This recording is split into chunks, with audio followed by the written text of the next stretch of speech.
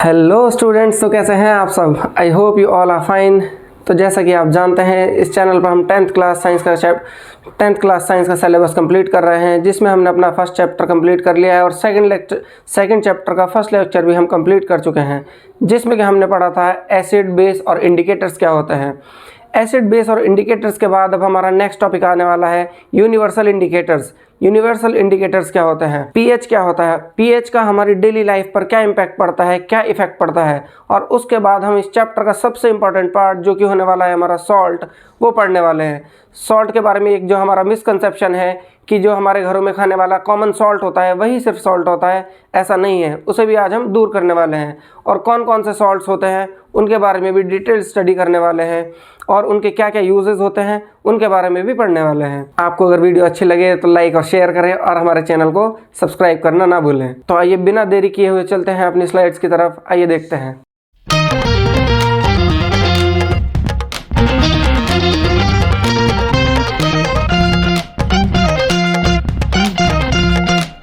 आज हम पढ़ने वाले हैं universal indicator. Universal indicator actual में होते क्या हैं, इनका क्या काम होता है और इन्हें यूनिवर्सल इंडिकेटर क्यों कहा जाता है। देखो, सबसे पहले यूनिवर्सल इंडिकेटर जो होते हैं, देखो जो नॉर्मल इंडिकेटर्स होते हैं वो क्या बताते हैं कि कौन सा सब्सटेंस एसिड है या बेस है, लेकिन यूनिवर्सल इंडिकेटर जो होते हैं वो एसिडिटी और बेसिसिटी दोनों के बारे में बताते हैं। मतलब कौन सा सब्सटेंस कितना एसिडिक है और कौन सा सब्सटेंस कितना बेसिक है, इस बारे में भी वो बताते हैं। तो यूनिवर्सल इंडिकेटर हमारा होता क्या है, यूनिवर्सल इंडिकेटर होता है हमारा पीएच पेपर। पीएच पेपर को यूनिवर्सल इंडिकेटर कहा जाता है क्योंकि ये सिर्फ ये नहीं बताता है कि कौन सा सब्सटेंस एसिड है या बेस है, बट उसकी वो कितना एसिडिक है और वो कितना बेसिक है, ये इसके बारे में बताता है। जैसा कि आपको पता ही होगा, 7 को न्यूट्रल माना जाता है और 7 से नीचे सभी हमारे पीएच स्केल पर एसिडिक होते हैं और 7 के बाद 14 तक हमारे होते हैं बेसिक। तो ये उसकी स्ट्रेंथ भी बताता है। तो आइए नेक्स्ट हम पढ़ते हैं पीएच का हमारी डेली लाइफ में इम्पैक्ट क्या है, क्या इंपॉर्टेंस है पीएच का हमारी डेली लाइफ में, किस तरह से पीएच हमारी डेली लाइफ को इम्पैक्ट करता है, उसके बारे में पढ़ते हैं। Importance of pH in daily life. देखो यहाँ पे हम पिक्चर की हेल्प से देख सकते हैं। देखो 7 पे हमारा बिल्कुल ग्रीन कलर दिखाया गया है जो कि न्यूट्रल होता है, नॉर्मल वाटर। देखो एक्चुअल में नॉर्मल वाटर जो होता है वो पूरा न्यूट्रल नहीं होता है, उसमें थोड़ी बहुत इम्प्योरिटीज होती हैं, वो थोड़ा एसिडिक की तरफ होता है। लेकिन जो हमारा बॉटल्ड वाटर आता है, जो हमारा बॉटल वाटर, बिस्लेरी, किनले, ये सब जो बॉटल्ड वाटर होता है, ये जो हमारा आता है ये बिल्कुल न्यूट्रल होता है। और इसके बाद हम देख सकते हैं, देखो मिल्क थोड़ा सा एसिडिक होता है, टोमेटो आप जानते हैं इसमें एसिड होता है, लेमन सब जानते ही हैं एसिड होता है, बैटरी सबसे ज्यादा एसिडिक हमारी क्या होती है, बैटरीज होती है। स्टमक हमारा, इसमें हमारा कौन सा एसिड होता है, ये भी नेक्स्ट स्लाइड में हम पढ़ने वाले हैं, स्टमक में क्या इंपैक्ट करता है एसिड। और विनेगार जैसा कि आपको पता है हमारे खानों में डलता है, कॉफी हमारी एसिडिक होती है। इसके बाद देख लेते हैं ब्लड जो होता है हमारा थोड़ा सा बेसिक साइड पे होता है, हल्का सा ब्लड जो होता है हमारा बेसिक होता है। इसके बाद आता है बेसिक। नेक्स्ट हमारा बेकिंग सोडा जो होता है वो कैसा होता है, बेसिक होता है।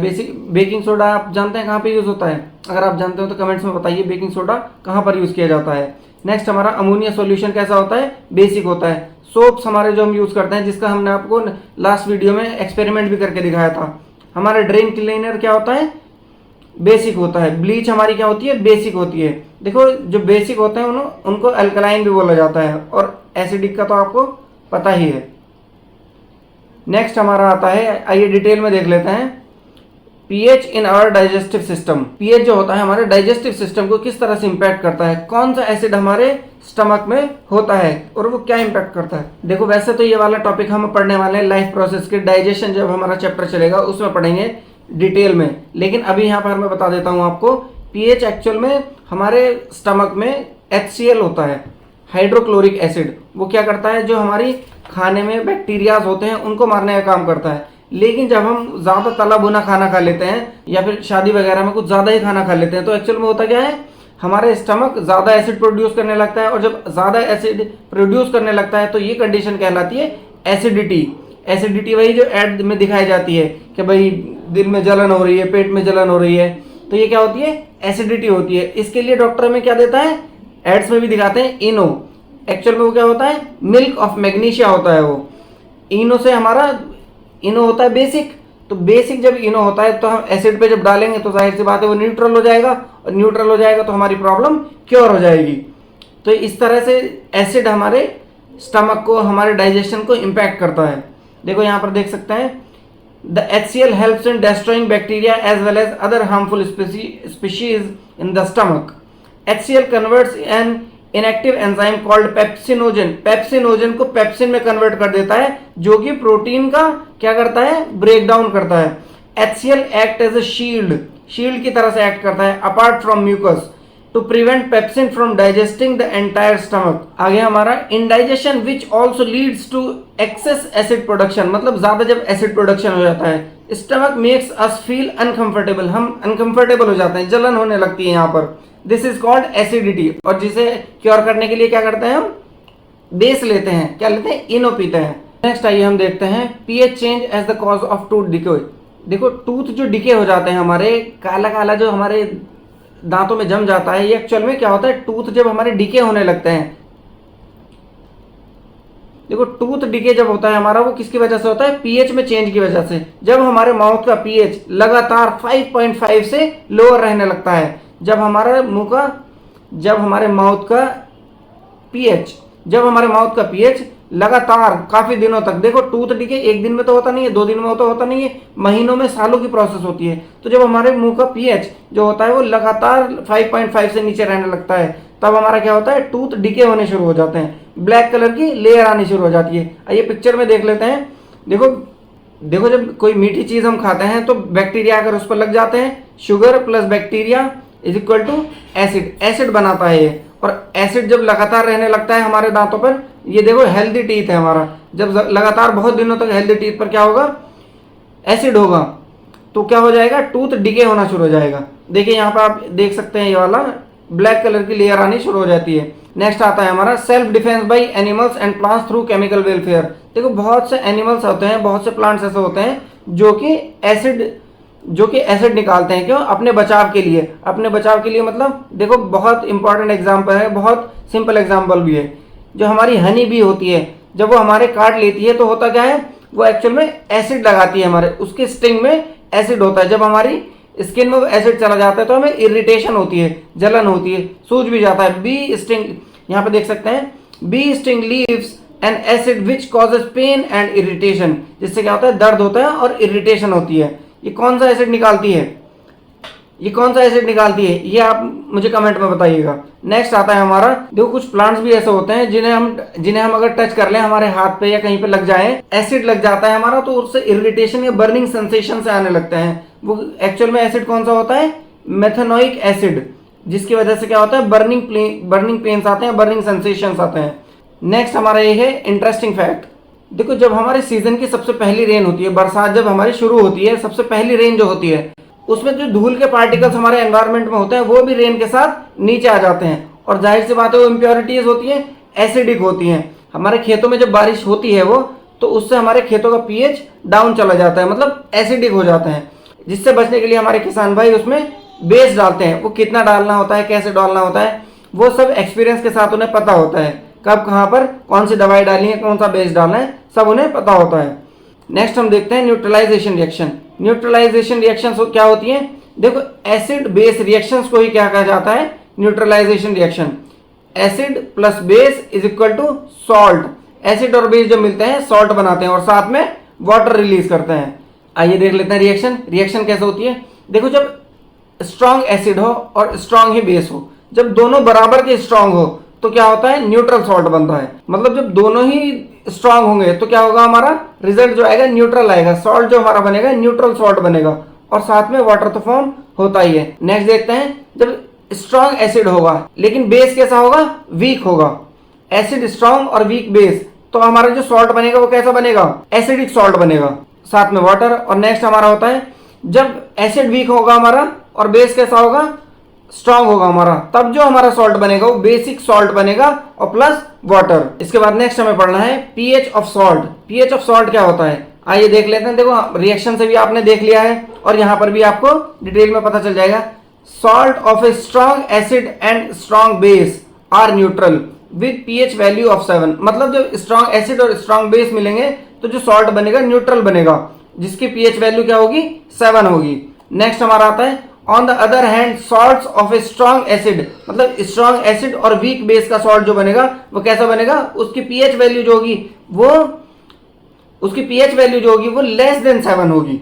नेक्स्ट हमारा आता है बेस जब हमारा स्ट्रांग होगा और एसिड हमारा वीक होगा तो हमारा जो सॉल्ट बनेगा वो बेसिक की साइड पे बनेगा, मतलब उसका जो पीएच होगा वो कैसा होगा, वो मोर देन 7 होगा। 7 से ज्यादा जब पीएच होता है तो क्या होता है, बेसिसिटी या एल्केलाइन पीएच होगा। इसके बाद आने वाला है हमारा इस चैप्टर का सबसे important part, that is salt. बहुत सारे सॉल्ट्स हमें पढ़ने हैं। देखो एग्जाम पॉइंट ऑफ व्यू से अगर हम देखें तो 40% जो क्वेश्चन आते हैं वो एसिड एंड बेस से आते हैं, लेकिन 60% जो क्वेश्चन इस चैप्टर से पूछे जाते हैं वो सॉल्ट से पूछे जाते हैं। और सॉल्ट होते क्या है, सबसे बड़ा मिसकंसेप्शन हमारे पास ये है कि सॉल्ट हम सिर्फ उसे ही समझते हैं जो हम नॉर्मल घरों में खाते हैं, कॉमन सॉल्ट। सिर्फ वही सॉल्ट नहीं है, उसके अलावा और भी सॉल्ट है। सबसे पहला देखते हैं हम कॉमन सॉल्ट जो हमारे घरों में खाया जाता है, ये तो सब जानते ही हैं, लेकिन इसके अलावा ब्लीचिंग पाउडर जो है हमारा वो भी क्या है, एक सॉल्ट है। नेक्स्ट आता है हमारा बेकिंग सोडा। बेकिंग सोडा भी हमारे घरों में मिलता ही है, वो भी क्या है, एक सॉल्ट होता है। नेक्स्ट आता है हमारा वॉशिंग सोडा। वॉशिंग सोडा भी क्या है, हमारा सॉल्ट है। और इसके बाद आता है हमारा पीओपी, प्लास्टर ऑफ पेरिस, जिसके हम यूजेस भी पढ़ने वाले हैं आज। तो ये भी क्या होता है, हमारा सॉल्ट होता है। तो आइए एक बार डिटेल में इन्हें देख लेते हैं। सबसे पहले आता है हमारा कॉमन सॉल्ट।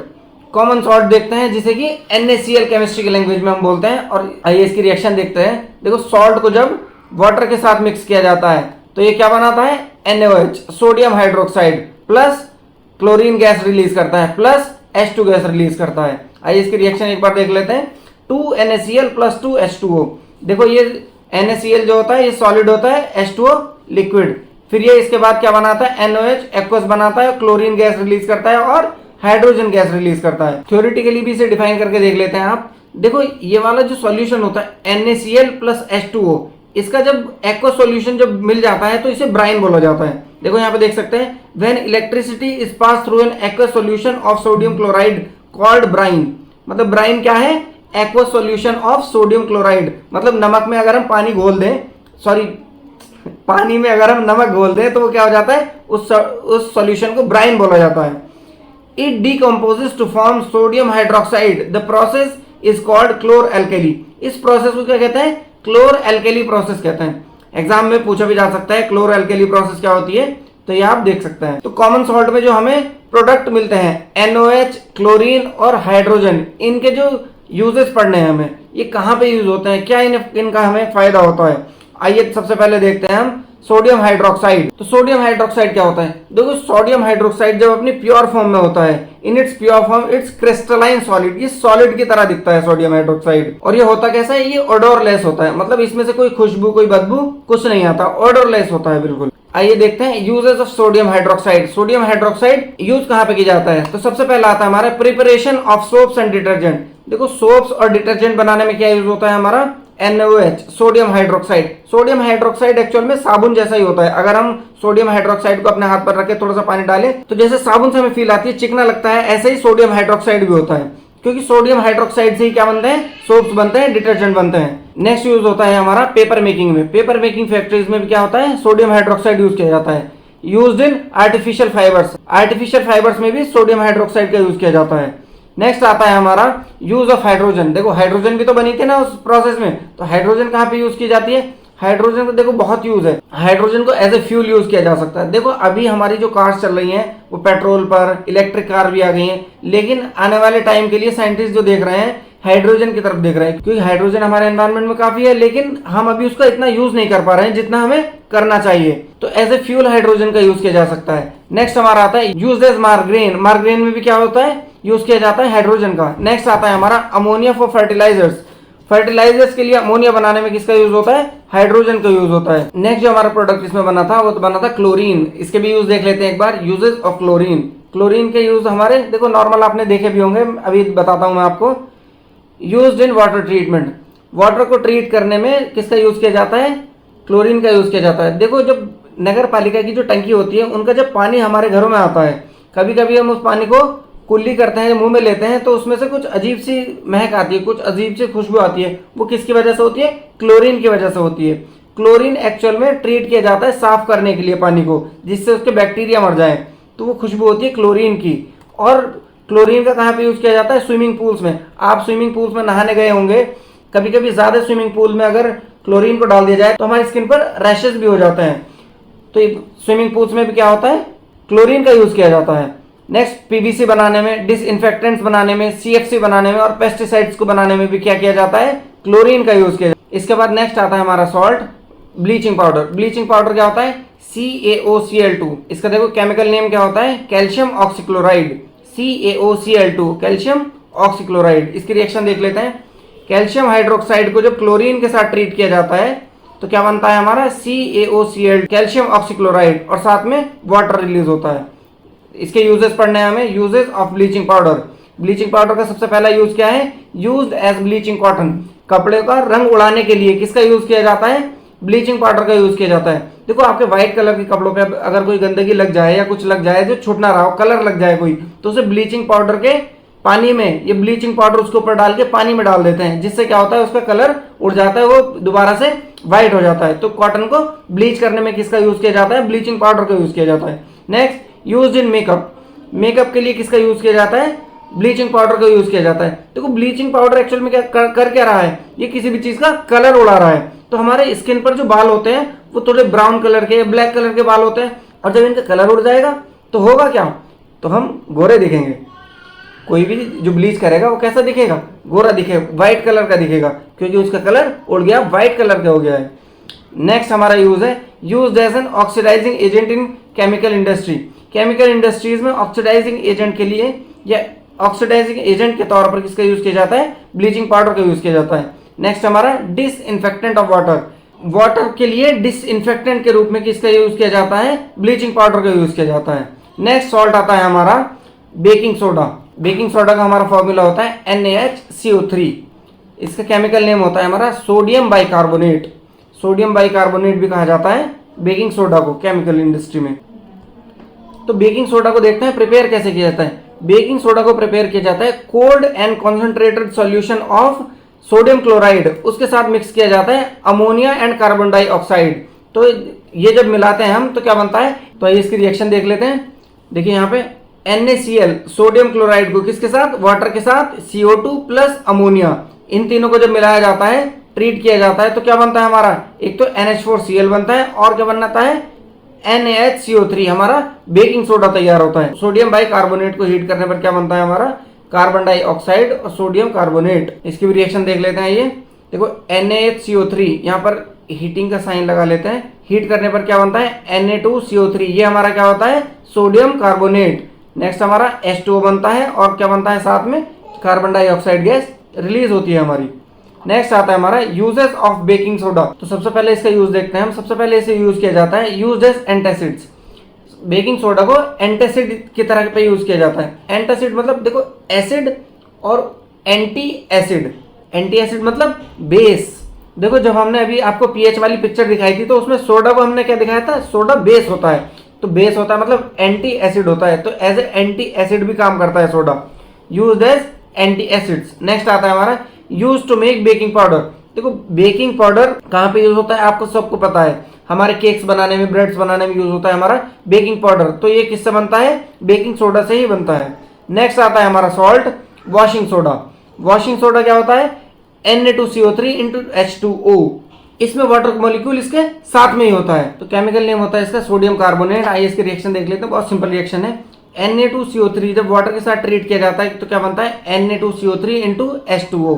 तो इसके हमें यूसेस पढ़ने हैं। आइए देखते हैं uses of washing soda. Washing soda कहाँ पर यूज किया जाता है, सबसे पहला यूज है हमारा वॉशिंग सोडा की यूज किया जाता है glass, soap and paper industries में। ग्लास इंडस्ट्रीज में, पेपर इंडस्ट्रीज में, सोप इंडस्ट्रीज में किसका यूज किया जाता है, वॉशिंग सोडा का किया जाता है इसका सोडियम कंपाउंड्स बनाने में, जैसे कि बोरोक्स। बोरोक्स क्या होता है, सोडियम कंपाउंड होता है, उसे मैन्युफैक्चर करने में भी किसका यूज किया जाता है, वॉशिंग सोडा का यूज किया जाता है। नेक्स्ट आता है हमारा used as an oxidising agent. Oxidising agent की तरह पे यूज किया जाता है इसका कहां पर, केमिकल इंडस्ट्रीज में। और लास्ट इसका यूज आता है हमारा it can be used as disinfectant of water. Water के लिए डिसइंफेक्टेंट की तरह ये काम कर सकता है। इसके बाद नेक्स्ट हमारा सॉल्ट आता है जो कि हमारा लास्ट सॉल्ट भी होने वाला है आज का, होता है हमारा प्लास्टर ऑफ पेरिस।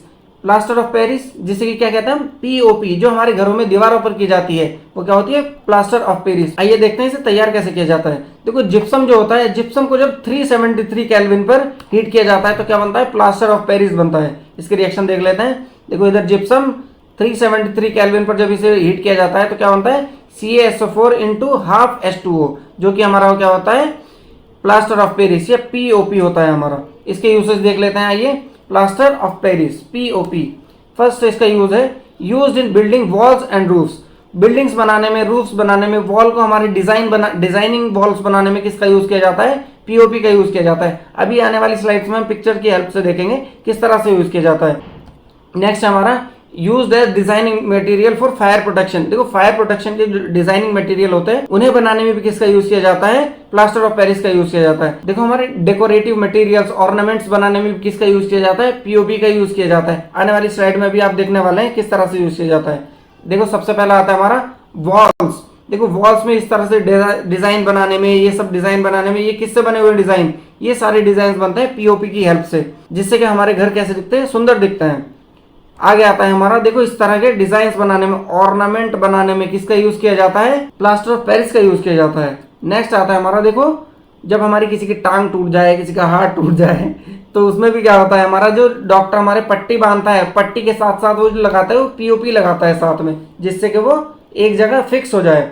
तो इसमें भी किसका यूज किया जाता है, पीओपी का यूज किया जाता है। और लास्ट आता है हमारा, तो इस तरह के स्टैच्यूज बनाने में भी किसका यूज होता है, प्लास्टर ऑफ पेरिस का यूज होता है। प्लास्टर ऑफ पेरिस इस तरह से बहुत हमारे घरों में यूज की जाती है।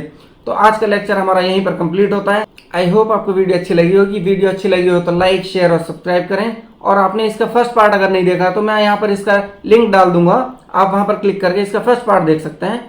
Thank you.